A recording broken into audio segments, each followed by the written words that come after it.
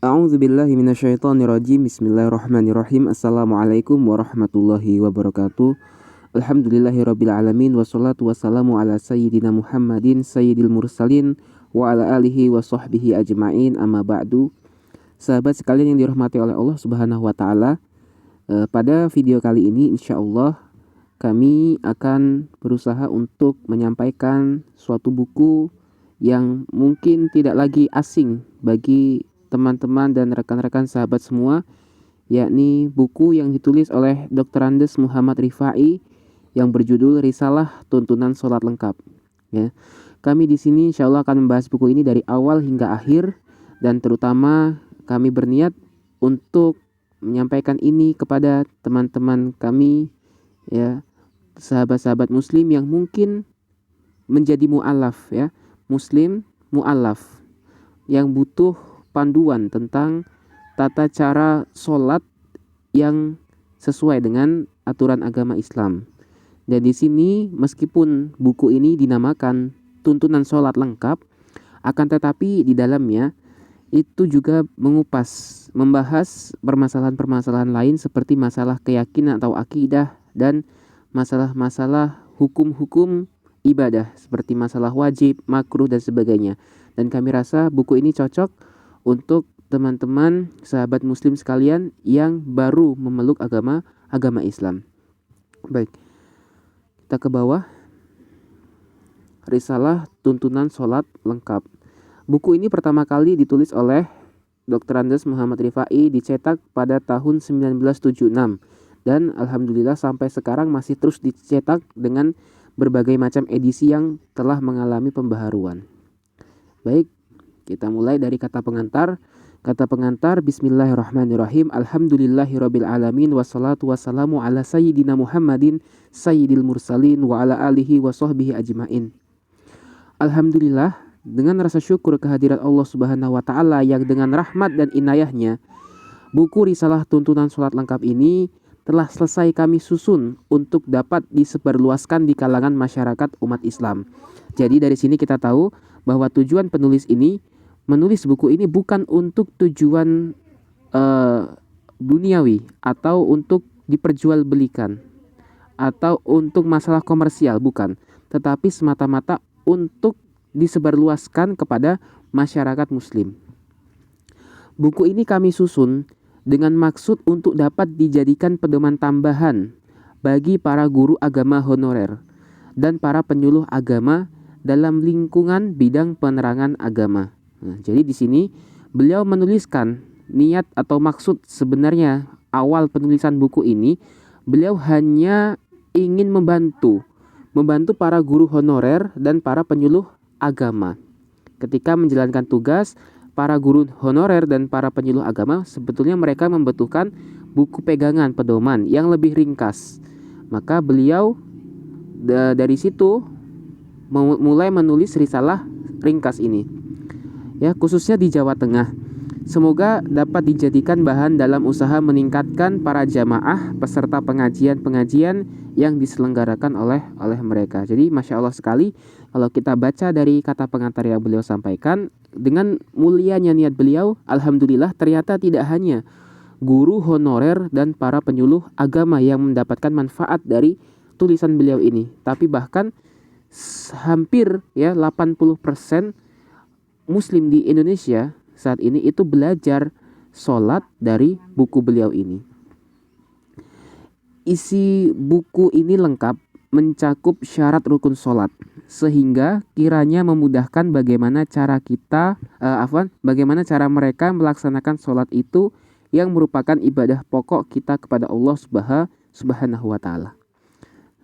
Jadi seperti yang saya sampaikan di awal, tidak hanya membahas masalah sholat bahkan, tetapi juga masalah keyakinan-keyakinan penting, ya, akidah-akidah dasar umat Islam. Dengan menggunakan buku ini, semoga kita dapat melaksanakan dan meningkatkan ibadah kita kepada Allah Subhanahu wa taala dengan rasa iman, khusyuk dan ikhlas dengan niat libtigha'i mardotillah, yakni untuk memperoleh keridhaan Allah baik di dunia maupun di akhirat, sesuai dengan firman Allah Subhanahu wa taala, qad aflahal mu'minun alladzina hum fi sholatihim khashi'un, yang artinya Sungguh telah berbahagialah orang-orang mukmin yang mereka khusyuk dalam sholatnya. Quran surat Mukminun ayat 1 sampai 2. Kemudian beliau menyampaikan di akhir kata pengantar beliau, kepada para ulama dan ahli yang arif bijaksana, penulis sangat mengharapkan fatwanya dan tegur sapanya untuk perbaikan buku ini dalam penerbitan selanjutnya. Dan ini Masya Allah, kalau kita baca tulisan beliau di akhir ini menunjukkan betapa tawaduknya beliau, betapa rendah dirinya beliau, ya. Mungkin beliau ketika menulis buku ini beliau tidak tahu bahwa buku beliau ini akan menjadi buku yang sangat berkah sekali bagi umat muslim Indonesia, ya. Tetapi meskipun demikian, beliau itu tidak menutup kemungkinan kepada para pihak yang lebih alim dari beliau untuk memberikan masukan, saran dan perbaikan kepada karya beliau ini, ya. Karena beliau memiliki prinsip, ya, fauqa kulli dzi ilmin alimun. Di atas setiap orang yang memiliki ilmu ada orang yang lebih berilmu. Kemudian beliau menutup, kepada Allah Subhanahu wa taala kami memohon taufik dan hidayahnya. Semoga usaha kami ini senantiasa dalam keridhoannya. Amin. Semarang, 19 Zulqa'dah tahun 1396 Hijriah atau 10 November tahun 1976. Penyusun Dr. Andes Muhammad Rifai. Itu tadi sedikit kata pengantar dari beliau.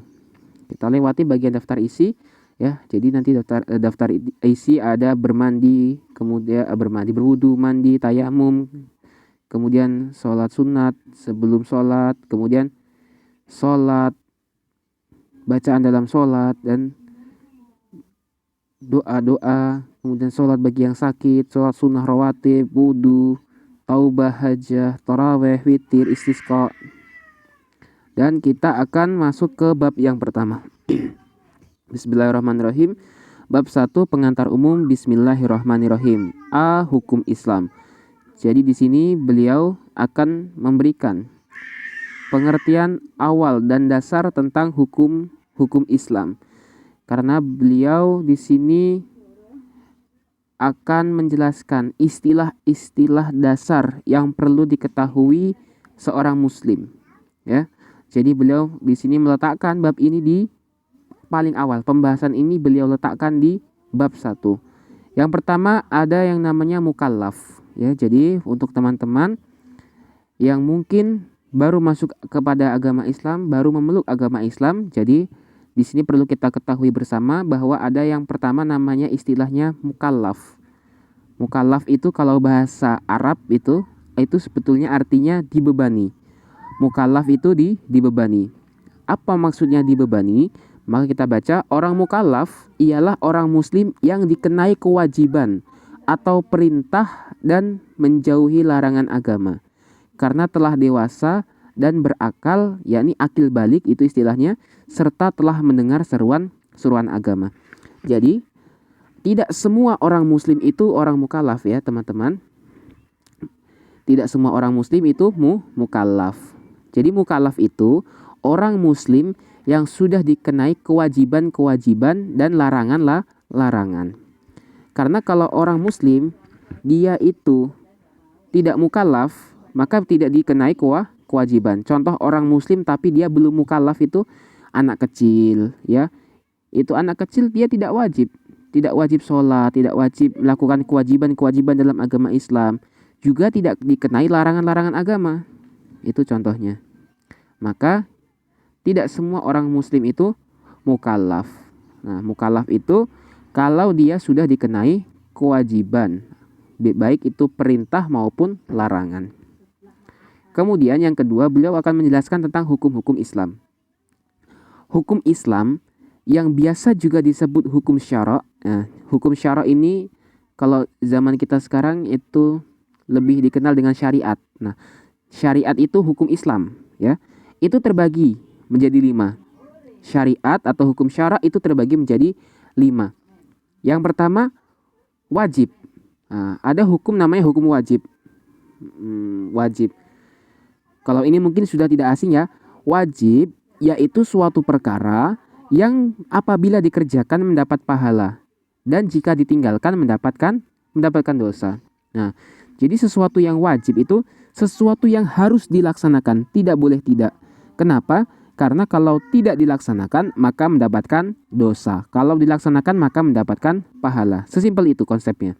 Nah, wajib itu juga dinamakan fardu ya. Wajib atau fardu itu dibagi menjadi dua bagian. Jadi wajib tadi itu istilah lainnya fardu. Fardu itu wajib. Sama. Nah, itu terbagi lagi menjadi dua. Yang pertama itu ada namanya wajib ain atau fardu ain juga. Ya. Apa itu fardu ain atau wajib ain? Yaitu kewajiban yang mesti dikerjakan oleh setiap orang yang mukallaf sendirian, seperti sholat yang 5 waktu, puasa dan sebagainya. Maksudnya wajib ain atau fardu ain itu kewajiban yang sifatnya individu. Sifatnya individu. Kewajiban bersifat individu. Tidak bisa diwakilkan. Contohnya itu misal sholat 5 waktu. Sholat 5 waktu itu hukumnya fardu ain. Maka tidak bisa diwakilkan. Tidak bisa nih misal saya ini punya kewajiban sholat zuhur misalnya. Nah ketika saya sholat zuhur, saya lagi sibuk. Kemudian saya titip ke teman saya wakilkan, tolong sih sholatin buat saya. Itu tidak bisa. Kenapa? Karena kewajibannya bersifat individu. Seperti itu. Jadi paham ya? Jadi dia wajib itu sesuatu yang dikerjakan dapat pahala, tidak dikerjakan mendapatkan dosa. Terbagi menjadi dua. Yang pertama ada namanya wajib ain, yakni kewajiban sifatnya individu. Nah, kedua itu namanya wajib kifayah atau fardu kifayah. Nah, yang dimaksud fardu kifayah itu sesuatu kewajiban yang telah dianggap cukup apabila telah dikerjakan oleh sebagian dari orang-orang mukallaf. Nah, kalau ini sekarang dia sistemnya kewajibannya berkelompok. Wajib berkelompok. Kewajibannya sifatnya kelompok. Jadi dia itu cukup dikerjakan oleh sebagian dari orang-orang mukallaf saja. Nah, baca berikutnya, dan berdosalah seluruhnya jika tidak seorang pun dari mereka mengerjakannya. Seperti menyembayangkan mayit dan menguburkannya. Ini istilahnya masih istilah lama ya, menyembayangkan. Ini lebih bagus kita katakan menyolatkan mayit. Nah, perhatikan.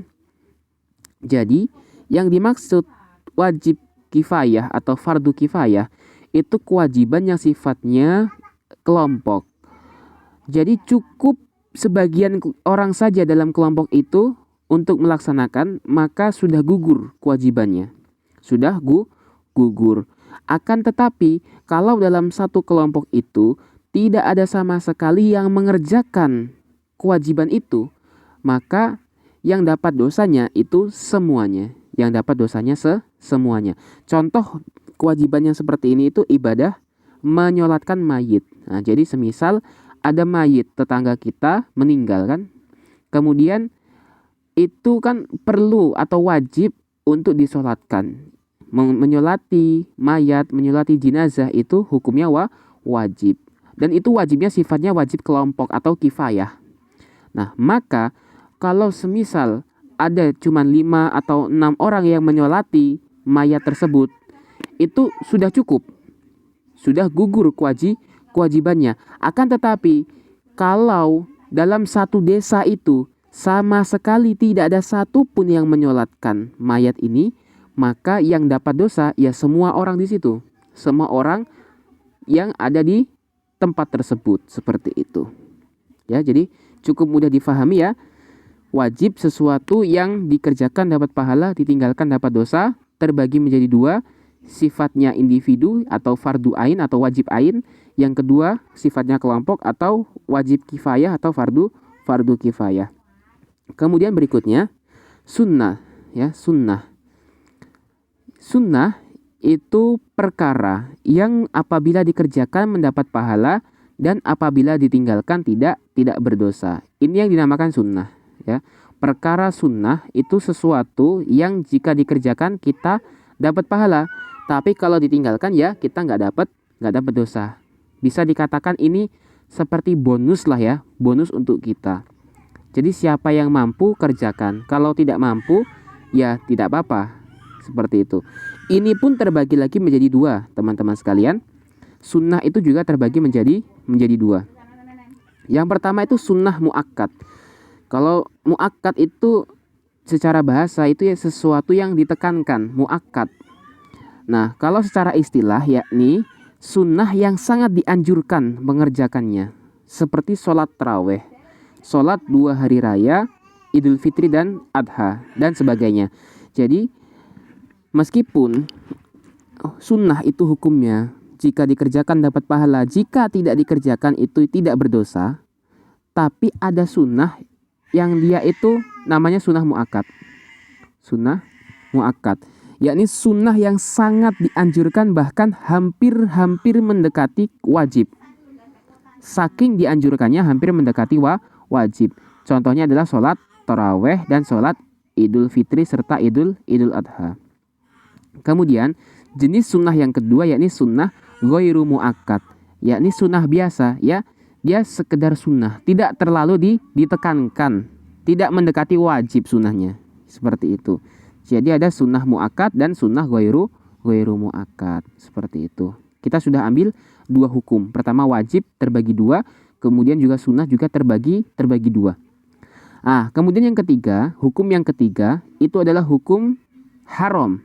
Nah, ini istilah ini mungkin sudah tak asing lagi bagi teman-teman sekalian. Haram yakni sesuatu perkara yang apabila ditinggalkan mendapat pahala dan jika dikerjakan mendapat dosa, seperti minum minuman keras, berdusta, mendurhakai orang tua dan sebagainya.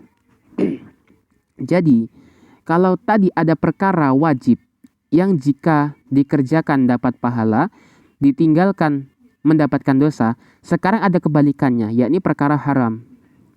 Perkara haram itu kebalikan dari perkara wajib.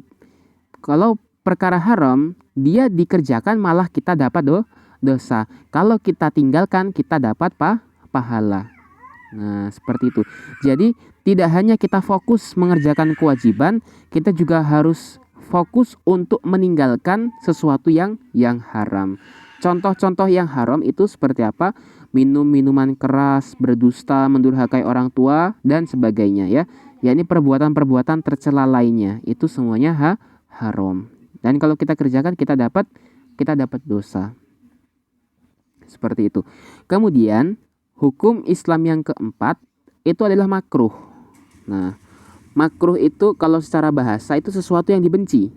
Nah, kalau secara istilah, makruh itu suatu perkara yang bila dikerjakan tidak berdosa dan bila ditinggalkan mendapatkan pahala.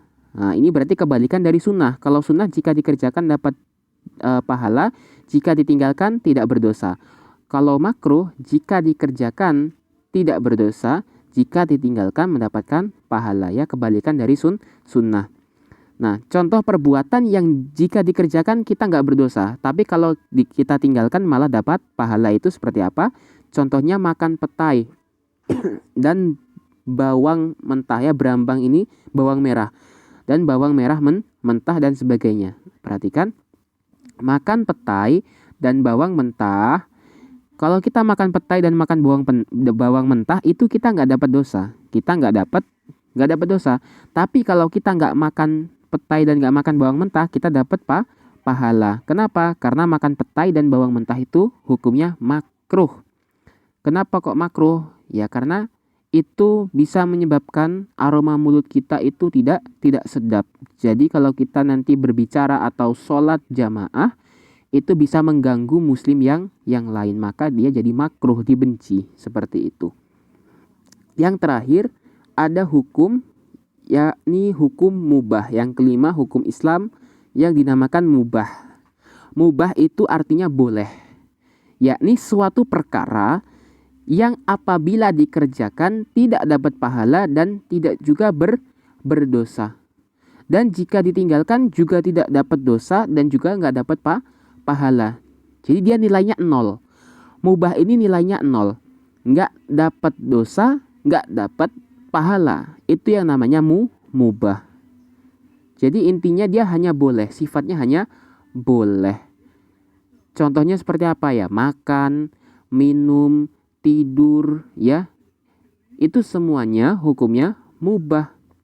Hukumnya mubah. Jadi dia itu sifatnya hukumnya 0, tidak menambah dosa, tidak menambah pahala. Seperti itu. Sifatnya hanya boleh, yaitu untuk urusan-urusan duniawi, untuk urusan-urusan duniawi. Nah, jadi seperti itu.